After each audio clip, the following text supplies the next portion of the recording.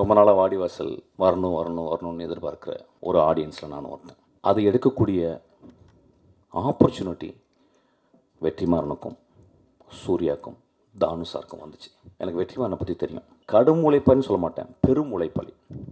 கிட்டத்தட்ட ஒரு மேட்னஸுடைய உச்சத்தை போயிட்டு அப்படியே தொட்டு நக்கிட்டே வர ஒரு பெரிய படைப்பாளி. இஸ் நாட் சும்மா அப்படி இருக்க மாட்டான். எப்போ போனால் நான் என்ன புக்கு கேட்பேன்னா, I will read something about very politically very பொட்டன்ட்டான book. I will never satisfy with romcom, இதெல்லாம் இது பண்ண மாட்டான். ஸோ இந்த படம் வாடிவாசல் ஒரு கிளாசிக் அன்று தமிழில் கருதப்படுகிற ஒரு படம். கிரேட் புக்குன்னு நான் சொல்ல மாட்டேன், ஒரு வார் அண்ட் பீஸ் மாதிரி சொல்ல மாட்டேன், பட் இது தமிழில் வந்த ஒரு கிளாசிக். இந்த வாய்ப்பு இது வெற்றி கிடைச்சது நான் ரொம்ப சந்தோஷப்படுறேன். அப்புறம் இந்த படத்தை சூர்யா பண்ணும்போது ஒரு பெரும் அழகன் அவன். சூர்யா ஒரு பெரிய அறிவாளி, வெற்றிமாறன் ஒரு அழகனும் அறிவாளியும் சேர்ந்த அந்த படம் எப்படி இருக்கு பாருங்கள். அதனால் அந்த படத்தை வரணும்னு நான் ரொம்ப ஆசைப்பட்றேன். ஏதாவது டிஃப்ரென்ஸ் ஆஃப் ஒப்பீனியன் இருக்கலாம். வெற்றிமாறனுடைய மிகச்சிறந்த படமாக வாடிவாசல் அமையும், சூர்யாவின் மிகச்சிறந்த படமாக வாடிவாசல் அமையும். இந்த மேடையில் அவர் சொல்கிறேன், நம்புகிறேன். சீக்கிரம் அந்த படம் ஆரம்பிக்கிறதுக்காக நான் வெற்றியை தாழ்ந்து ரிக்வெஸ்ட் பண்ணி கேட்டுக்கிறேன். ஒரு சினிமாவுடைய maximum impact can stop people for few seconds to think about life. நம்ம லைஃப்பில் நம்ம we are very busy always and we are terribly bored. That's why we are very busy. We are running, ஓடிக்கிட்டே இருக்கோம். அப்போ ஒரு தியேட்டருக்குள்ள ஒரு 2.5 மணி நேரம் போய் உட்காந்து ஒரு படத்தை பார்க்கும்போது, அந்த படம் பார்க்கும்போது நம்மளுடைய சித்தாந்தங்கள், நம்மளுடைய ஐடியாலஜிக்கல், நம்மளுக்கு பிடித்தவை, நம்ம சின்ன வயசுலேருந்து வளர்ந்த நம்மளுக்கு அப்பா அம்மா, இந்த சமூகம், மதம், ஜாதிகள் சொன்ன இந்த சித்தாந்தங்களை அந்த கலைப்படைப்பு கேள்வி கேட்கும்போது, எதிர்க்கும்பொழுது நம்மளுக்கு பெரிய கோபம் வருது. இந்த கோபம் நியாயமுமானது தான். இந்த கோபம் நியாயமானது. ஆனால் நம்ம நல்லா புரிஞ்சுக்கணும், அந்த கலைப்படைப்பை எடுக்கிற அந்த மனிதன் எப்படியாப்பட்ட படைப்பை எடுத்திருக்கான் பாருங்கள். இந்த 100 வருஷத்தினுடைய தமிழ் சினிமாவை நீங்கள் ஒத்து பார்த்தீங்கன்னா, ஒரு சல்லடையில் போட்டு சலித்து பார்த்தீங்கன்னா எத்தனை படங்கள் தேரும், எவ்வளவு கோடிகள் ஒழுக்கமில்லாத படங்களுக்கு நம்ம கொட்டியிருக்கோம், எத்தனை மோசமான படங்களை நம்ம பார்த்து கைத்தட்டியிருக்கோம், விசில் அடிச்சிருக்கோம். அப்போ நம்ம மனசுக்குள்ளே கொஞ்சம் தர்மத்தோடு பேசணும்னு, விமர்சனம் செய்வதற்கு எல்லோருக்கும் உரிமை உண்டு. ஒரு சொசைட்டியில் எவ்வளவு விமர்சனம் இருக்கோ அந்த அளவுக்கு சொசைட்டி ஹேஸ் காட் அ ஃப்ரீடம்னு புரிஞ்சுக்கணும். ஆனால் அந்த விமர்சனம் ரொம்ப ஷார்ப்பாக இருக்கலாம், கிள்ளலாம், சின்ன பின்னில் குத்தலாம், ஒரு சின்ன துளி ரத்தமும் வரலாம். ஆனால் அந்த விமர்சனம் கழுத்தை துண்டிக்கக்கூடாது. அதுவும் ஒரு கலைஞனுடைய கழுத்தை துண்டிக்கக்கூடாது. இந்த படத்தை பற்றி நிறைய விமர்சனங்கள், சென்சாரில் பெரிய போராட்டம், அந்த படத்திலே தெரியும். There are many places it is choppy. I could see that it was chopped. அதை சென்சார் பண்ணுறதுக்கு உரிமை இருக்குது. அந்த சென்சாரில் இருந்த மனிதர்கள் அதை பண்ணுறதுக்கு உரிமை இருக்குது. அப்படியே அந்த படம், அந்த கலைப்படைப்பு கொஞ்சம் தப்பிச்சிருச்சு. நான் கலைப்படைப்புன்னு நீங்கள் என்ன சொல்லணுன்னா, நான் வருஷா பண்ணது மட்டும் கலைப்படைப்புன்னு சொல்ல, எல்லா படங்களும் சொல்கிறேன். எல்லா தோக்குற படங்களும். என் ஆஃபீஸ்க்குள்ள ஒரு அசிஸ்டன்ட் டைரக்டர் வந்தான்னா, என்னப்பா அப்படின்னா, நான் அசிஸ்டன்ட் டைரக்டர் ஆகணும்னு சொல்லும்போது எனக்கு அவன் மேலே ரொம்ப மரியாதை வந்துடும். ஏன் 2000-3000 தொழில் இருக்கும்போது ஒரு இளைஞன் நான் சமூகத்திற்கு கதை சொல்லணும்னு வரானே, அவன் எவ்வளோ பெரிய கலைஞன். அவனுக்கு சொல்ல தெரியுதோ இல்லையோ, அவனுக்கு சொல்ல வருதோ இல்லையோ, அவனால் சொல்ல முடிஞ்சதோ இல்லையோ, 30 வருடங்கள் ரோட்டிலே இந்த தெருவுகளில் வேஸ்ட் பண்ண, இந்த டீ கடையில் வேஸ்ட் பண்ண அசிஸ்டன்ட் டைரக்டர் எனக்கு தெரியும். என்னையோட வெற்றிமாறனோட அறிவான, ஆழ்ந்த சிந்தனை உள்ள, அன்பினால் உருவாக்கப்பட்ட அவ்வளவு மேன்மையான அசிஸ்டன்ட் டைரக்டர்கள் இந்த ரோடுகள் சாவடித்திருக்கு. அப்போ ஒரு படத்தை நம்ம பார்க்க போகிறோம். இந்த படத்தை எழுதின இந்த குழந்தை ரொம்ப நாளைக்கு முந்தைய ஒரு கூட்டம் தான் வெற்றி. எனக்கு அந்த குழந்தைய முத சேரும்போது அப்போ எத்தனை கூட்டு இப்பயும் வளரல, இவ்வளோ தான் வந்திருக்கா. அப்போ வரும்போது நான் பார்த்தேன் அந்த பொண்ணு. எப்பயுமே பொண்ணுங்க சினிமாவுக்கு வரும்போது அவ்வளோ சந்தோஷமாக இருக்கும். ஏன்னா ஆண்களால் அழுத்தப்பட்ட மோஸ்ட் மேல் செவனிஸ்டிக் ஏஜென்சி அப்படின்னா ஐ வுட் கால் சினிமா. அப்போ அதில் ஒரு பெண் வர்றான். ஒரு பூ முட்கள் கூட நடந்து வருது. அப்போ நான் அந்த பொண்ணை பார்த்துட்டு, இந்த பொண்ணு நல்லா பிரைட்டாக இருக்கான் வெற்றி அப்படின்னு 2-3 புத்தகம் கொடுத்தேன். அதை வெற்றி நேற்று எனக்கு சொன்னான். ஆக்சுவலாக இந்த படத்தை பார்க்க போகிறீங்க. இந்த படத்தை 50% பிடிக்க போகுது, 50% பிடிக்காமல் இருக்க போகுது. இதுதான் ஒரு திரைப்படம் செய்ய வேண்டிய வேலை. ஒரு திரைப்படத்தை 100% நல்லா இருக்குன்னு சொல்லிட்டா அந்த படத்தில் உண்மை இல்லைன்னு அர்த்தம். ஒரு படத்தில் 100% நல்லா இல்லைன்னா அது கலைப்படைப்பு சரியாக எடுக்கப்படவில்லை என்ற அர்த்தம். ஒரு படம் 50 விழுக்காடு நல்லா இருக்குன்னு சொன்னாலும் 50 விழுக்காடு நல்லா இல்லைன்னு சொல்லணும், அது நல்ல கலைப்படைப்புன்னு நான் புரிஞ்சுக்கிறேன். ஒருவேளை இந்த படம் அந்த 50 விழுக்காடு நல்லா இருக்குன்னு சொன்னவங்கள மனசுக்குள்ளே வச்சுட்டு 25 விழுக்காடு மட்டும் நல்லா இருக்குன்னு சொல்லலாம். ஸோ 75 விழுக்காடு இந்த படத்தை நிராகரிக்கலாம். ஆனால் அந்த படத்தினுடைய நியாயத்தை நீங்கள் பார்க்கணும்.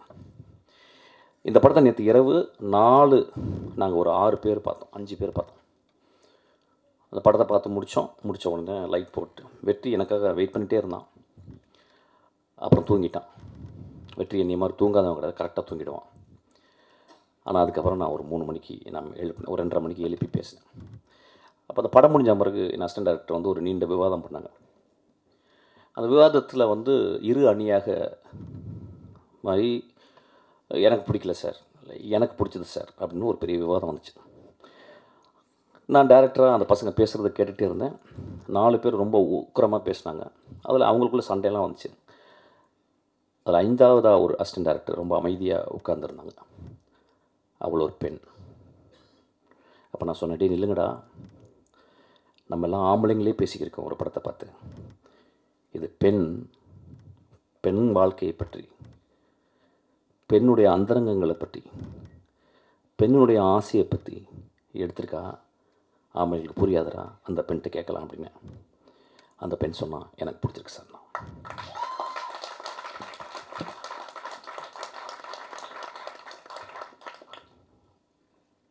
இந்த படத்தை ஏன் வந்து வர்ஷா பேட் கேர்ள்னு வச்சா, ஏன் குட் கேர்ள்னு வைக்கல? அது கொஞ்சம் ஒத்து பார்க்கணும். அவள் வந்து சமூகத்தை வந்து விளக்கமாத்த எடுத்து வந்து கூட்டுறதுக்காக வரல, விளக்கமாத்தால அடிக்காதீங்கன்னு சொல்கிறதுக்காக வந்திருக்கான். ஏன் அவள் வந்து குட் கேர்ள்னு வைக்கல, பேட் கேர்ள்னு வச்சானா அந்த அந்த கதாசிரியன், அந்த குழந்தைக்குள்ள கதாசிரியன், அந்த குழந்தைக்குள்ள வாழ்க்கை அனுபவம், அந்த குழந்தை சந்தித்த மோசமான தருணங்கள், இதெல்லாம் ஒரு பெண்ணை எப்படி பண்ணுது அப்படின்றதுக்கு ரொம்ப மனசுலேருந்து ஆழமாக எனக்கு தெரியும். ஒரு படத்துக்கு டைட்டில் வைக்கிறதுக்கு 6 மாதம் ஆகுது, எனக்கும் வெற்றிக்கலாம். ஆனால் ஒரு பெண் வந்து நான் ஒரு பேர்ட் கேர்ள்னு சமூகத்தில் சொல்லியிருக்கேன். என்னை பேர்ட் கேர்ள் நீங்கள் சொல்கிறீங்களே, நீங்கள் கொஞ்சம் ஒத்து பாருங்கள், என்னை கொஞ்சம் ஒத்து பாருங்கள், என் வாழ்க்கையை ஒத்து பாருங்கள். உங்களுக்கு 30 நாட்கள் ஓடி போகுது, என் 30 நாட்கள் உங்களை மாதிரியா ஓடுது? எத்தனை நாட்கள் என்னை வீட்டுக்குள் அடக்கி கிடைக்கிறீர்கள்? எத்தனை நாட்கள் என் பூஜை அறைக்குள் வரவிடாமல் என்னை அழைக்கிறீர்கள்? எத்தனை நாட்கள் நான் வாய் பேசக்கூடாது என்று சொல்கிறீர்கள்? எத்தனை நாட்கள் நான் வேகமாக நடக்கக்கூடாது என்று சொல்வீர்கள்? அப்படின்னு ஒரு கேள்வி கேட்டிருக்கேன். இந்த கேள்வி ஒரு பெரிய கலைப்படைப்பின் அல்லது ஒரு பெரிய தர்மத்தில் இருந்து எழுந்த கேள்வி அல்ல. ரொம்ப சிம்பிளான கேள்வி, ரொம்ப எளிமையான கேள்வி. எனக்கு நல்லா ஞாபகம் இருக்குது. 17 வயசு, ரொம்ப கஷ்டப்பட்டு என் ஃப்ரெண்ட்ஸ்கிட்ட வந்து 3 சரோஜதேவி புக், செக்ஸ் புக் வாங்கிட்டு வந்தேன். ரொம்ப கஷ்டம், அது கிடைக்கிறது ரொம்ப கஷ்டம். அது பெரிய அண்ணாங்கள்லாம் சொல்லி அப்படி இப்படி. ஏன்னா ஒரு புக்கு படிக்கணும்னா 3 புக் வாங்கிட்டு வந்து அதை வந்து ஒழிச்சு வச்சு கிட்டத்தட்ட 1 மாதம் எங்கள் அம்மா என் வீட்டை விட்டு வெளியே போகிறதுக்கு வெயிட் பண்ணிகிட்டே இருக்கேன். எங்கள் அம்மா மார்க்கெட் போயிட்டு வருவாங்க. ஆனால் அது எடுக்க போகும், ஆனால் பயம் இருக்கும். ஒரு வேகமாக அந்த படங்களை மட்டும் பார்க்குறது, பிளாக் அண்ட் ஒயிட் படங்களை. அதை பார்த்துட்டு வந்து அம்மா வந்துருவாங்களோன்ற பயத்தை நான் வந்து திரும்பி ஒழிச்சு வச்சுருவேன். ஒரு நாள் எங்கள் அம்மா, நான் வரக்கு ஒரு 2 ஹவர் ஆகும்டா, நான் மார்க்கெட்டு போயிட்டு ஒருத்தங்க பார்த்துட்டு வந்தான்னு சொன்னாங்க. எங்கள் அம்மா பொண்ணு கதவை சாத்திட்டு அந்த 3 புத்தகங்களையும் படித்துக்கிருக்கேன். செக்ஸ் புக் படிக்கிறேன். 17 வயசு பையனுடைய கேள்வி, 17 வயசு பையனுடைய காமம், 17 வயசு பையனுடைய வாழ்க்கையை புரிந்து கொள்ள வேண்டும் என்ற ஒரு 17 வயசு பையனுடைய கீழ்மைன்னு சொல்லலாம். அப்போ படிச்சுக்கிட்டே இருக்கும்போது யாரோ கதவை தட்டிட்டாங்க. நான் யாருன்னு கேட்டேன். எங்கள் அம்மா. என்னென்னா, பர்ஸ்லேருந்து காசு எடுத்து போக மறந்துட்டேன். நான் உடனே அந்த புத்தகம் என்ன பண்ணுன்னு தெரில. எங்கள் வீடு பெரிய வீடு, ரொம்ப வறுமையான வீடு, சின்ன வீடு, ஒரு ரூம் தான். அப்போ ஒரு டேபிள் இருந்துச்சு. டேபிள் மேலே ஒரு டைனோரா டிவி இருந்துச்சு. அந்த டேபிளுக்கு அந்த பக்கம் கேப்பில் அந்த 3 புத்தகங்களை போட்டு விட்டேன். உடம்பெல்லாம் வேர்த்துருச்சு. எங்கள் அம்மா திறந்து பார்த்து, என்னடாச்சு? இல்லைம்மா, எனக்கு ஒரு மாதிரி ஜுரம் அடிக்கிற மாதிரி வெளியே ஓடிட்டேன். வெளியே ஓடி ஒரு 3 மணி நேரம் கிரிக்கெட் விளையாட போயிட்டேன். பக்கத்தில் உட்லண்ட்ஸு, அந்த பழைய உட்லண்ட்ஸ், அங்கே கிரிக்கெட் விளையாட போயிட்டு சாயங்காலம் ஒரு 6 மணிக்கு வரேன். வந்தால் எங்கள் அம்மா வெளியே ஏதோ கூட்டிக்கிட்டு இருக்காங்க. நான் உள்ளே போகிறேன். பார்த்தா எனக்கு பெரிய ஷாக்கு. அந்த 3 புத்தகம் ஏதோ கூட்டிருக்காங்க போல். உள்ளே போய் பார்த்தா அந்த 3 புத்தகம் இருக்குது. அதை எடுத்து எங்கள் அம்மா அந்த டேபிளில் வச்சு அது மேலே ஒரு சின்ன பேப்பர் வெயிட் வச்சுருந்தாங்க. எங்கள் அம்மாவை நான் பெரிய கடவுளாக பார்த்து தரணும். நண்பர்களே, இப்போ நான் ஒரு சின்ன சிச்சுவேஷனை மாற்றுறேன். அந்த 17 வயது இன்றைக்கி உங்கள் முன்னால் பேசிக்கிருக்கேன். இந்த பையன் ஒரு பெண்ணாக இருந்தால் என்ன இருக்கும் யோசிச்சு பாருங்க. அப்போ எனக்கு ஒரு சுதந்திரம், ஒரு பெண்ணுக்கு சுதந்திரம் கொடுப்போமா? எங்கள் அம்மா அநேகமாக அவளை விளக்கமாத்தால் அடித்திருப்பாள்னு நினைக்கிறேன். காமம் ஆண்களுக்கு மட்டும் சொந்தமா? ஏன் கடவுள் ஆண்களுக்கு குழந்தை பிறக்கக்கூடிய தகுதியை கொடுக்காமல் 10 மாதம் சுமக்கும் கற்பையை பெண்களுக்கு கொடுத்துருக்கான்? நம்மளோட ஒரு படங்கு மேலே தான் அவங்க. நம்மளோட ஒரு படங்கு இயற்கை அவங்கள ரொம்ப மதிக்குது. நம்மளோட அவங்க வரம் பெற்றவர்கள் பெண்கள். இந்த படத்தை நான் வந்து ரொம்ப எக்ஸ்ட்ராடினரியான படைப்புன்னு திருப்பி சொல்ல மாட்டேன். There are great moments are there. First of வந்து நீங்கள் பார்த்தீங்கன்னா இந்த படத்தினுடைய பிளானை பாருங்கள். ஒரு சின்ன குழந்தை, அந்த குழந்தை ஆனால் 3 பருவத்தை சொல்வதற்காக 3 கேமராமேனை தேர்ந்தெடுத்திருக்கான். அவள் எவ்வளோ பெரிய ஒருத்தர், அதுக்காக ஒரு கிளாப் அடிப்பான் அவளுக்கு. அவள் எவ்வளோ சீரியஸாக இயங்குறா பாருங்கள். She would have very easily asked for some great cameraman like P.C. Sriram or somebody else. They would have come for grassroots. They would have come. They would have readily accepted even for a peanut of money. அவள் ஏன் எனக்கு 3 இதையும் வேறு பெர்ஸ்பெக்டிவில் பண்ணணும். இந்த உலகமே perspective கிடைக்க மாட்டேங்குது இந்த உலகத்துக்கு. அப்போ பாருங்கள், அவள் இன்னும் 30-40 வருடம் ஒரு மிகச்சிறந்த இந்தியாவின் மிகச்சிறந்த டைரக்டர் ஆக போகிறதுக்கு இங்கே விதைய ஆரம்பிக்குது. அவள் 3 பெர்ஸ்பெக்டிவ்களை பார்க்குறான். அதுக்கப்புறம் தெரிஞ்ச ஒரு ஹீரோயினை யாரோ கூட்டியாந்து அது பண்ணல, யாரோ ஒரு தெரியாத ஒரு பொண்ணு இவர் தேடுறான். இந்த வாழ்க்கையில் வந்து வருஷம் இருக்கா அந்த படத்தில் நடித்த அந்த கதாநாயகனுக்கும் அந்த வாழ்க்கை இருக்குது.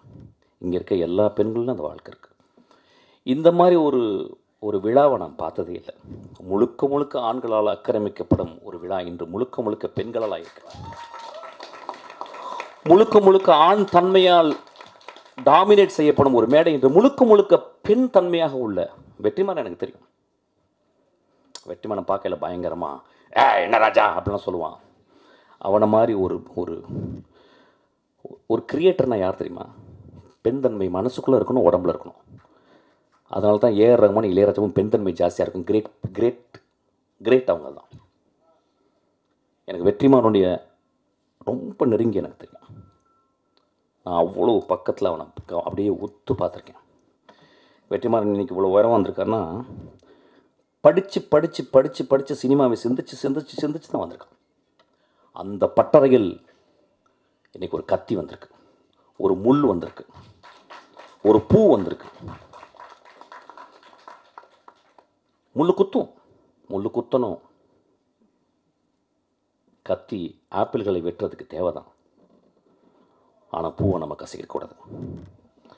அவர் இந்த படத்தில் வந்து ஒரு film மேக்கராக the way she handled the close-ups, இந்த படத்தை வந்து ஒரு நல்ல ஸ்டடின்னு சொல்கிறேன். அதாவது நெக்ஸ்ட் ஜெனரேஷனுக்கு வந்து இந்த படத்தினுடைய க்ளோஸ்அப், ஒரு பெண்ணை, எனக்கு தெரிஞ்ச தமிழ் சினிமாவில், இந்தியன் சினிமாவில் ஒரு பெண்ணினுடைய முகத்தை இத்தனை ஆங்கிளில் இவ்வளவு அழகாக எந்த படமும் காட்டலன்னு நினைக்கிறேன். மணி சார் ஒரு பேட்டியில் சொல்லியிருக்காரு, there are very very few directors who knows how to compose close-ups அப்படின்ட்டு. I think she is one of the director.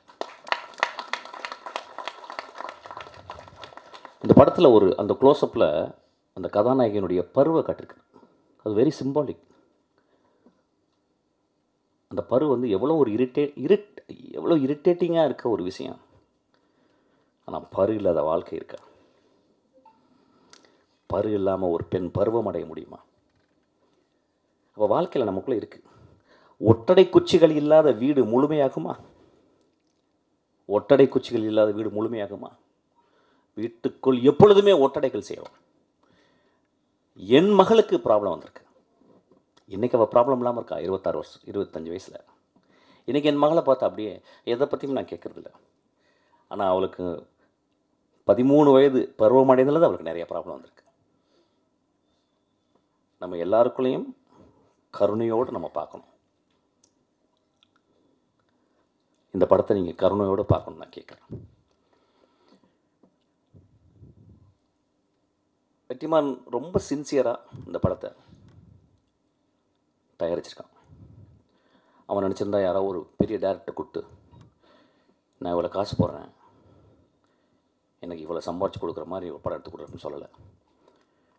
எனக்கு காசு வேணாண்டி வருஷா, உன் இதயத்துலேருந்து ஒன்று எடுத்திருக்கேன், அதுக்காக அதை வச்சுக்கடி, நான் கஷ்டப்பட்டு சம்பாரித்த பணத்தை கொடுத்துருக்கேன், அதுக்காக அவனுக்கு கொடுக்குறேன்.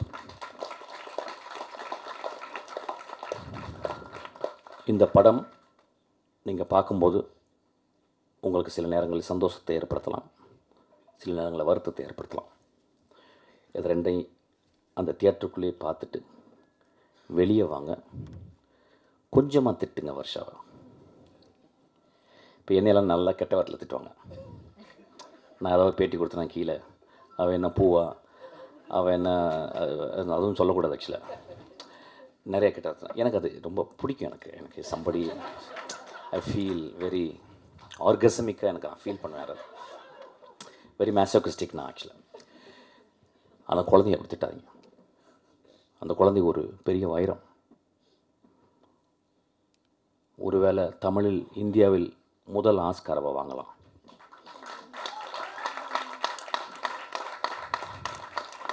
ஒருவேளை அவருடைய அடுத்த படங்கள் நேஷனல் அவார்டு வாங்கலாம், வெற்றிமாறன் போல். அவன் ஏன் இந்த படத்தை சொல்லலான்னு நீங்கள் பார்க்கணும். ஏன் சொல்கிறான்? அவன் ஏன் வந்து சார் ஓப்பன் பண்ணால் ஒருத்தர் வரீங்க சார், அப்படியே ஆடுறீங்க சார், விசில் அடிக்கிறீங்க சார், 2 பொண்ணு உங்களை லவ் பண்ணுது சார், ஒரு அம்மா சென்டிமெண்ட் சார், அதுக்கப்புறம் மிஷ்கின் சார் படத்துலேருந்து வர மாதிரி ஒரு குத்துப்பாட்டு சார், அதுக்கப்புறம் வந்து ஒரு 300 பேர் அடிக்கிறீங்க சார், அப்புறம் சார் அப்புறம் எதுக்கு பார்த்தீங்கன்னே தெரியாமல் நீ வெளியே போயிடணும் சார் சொரிஞ்சுக்கிட்டே, இப்படி கதை பண்ணலை.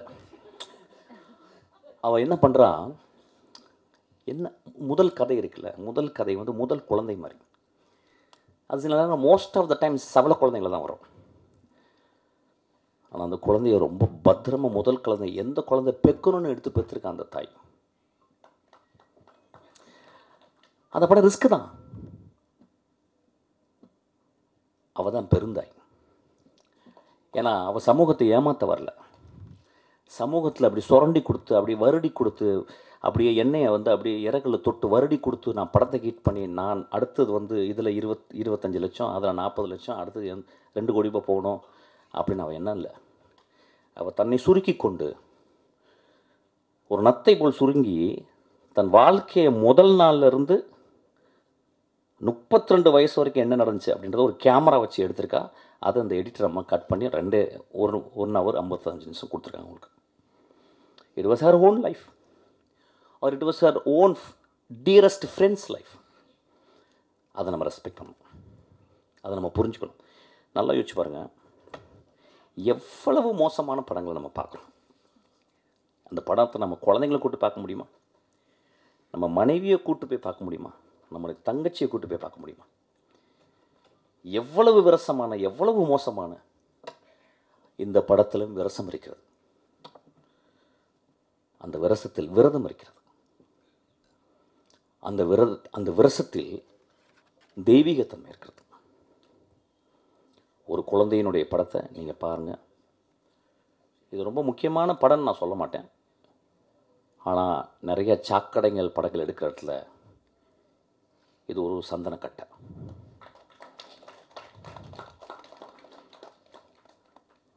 பத்திரிகையாளரை பற்றி என் படங்கள் கூட நான் கேட்டதில்லை. இந்த படம் உங்களுக்கு பிடிக்கும், இந்த படம் உங்களுக்கு பிடிக்காமையும் போகலாம். It depends.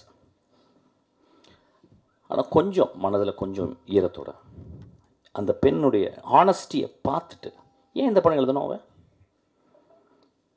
அப்படின்ற ஒரு ஹானஸ்டியை கொஞ்சம் பார்த்தீங்கன்னா உங்கள் எழுத்தில் அந்த மையோடு சேர்ந்து கொஞ்சம் உதிரமும் வரும், கருணையும் வரும். இந்த படத்துக்கு 36 மார்க்காவது போடுங்க. இந்த படத்தை ஃபெயில் ஆக்கிறாதீங்க. இப்போ என் படத்தெல்லாம் ஃபெயில் ஆக்குவாங்க என்னால் உரிமை இருக்கு. ஏன்னா நான் வந்துட்டேன். படத்தை வெற்றிமாறன் படத்தை ஃபெயில் ஆக்கலாம், அவனுக்கு வந்துட்டான். ஆனால் என் குழந்தை உங்களுடைய மகள் வர்ஷா, அவளை பத்திரமா பார்த்துங்க. தேங்க்யூ.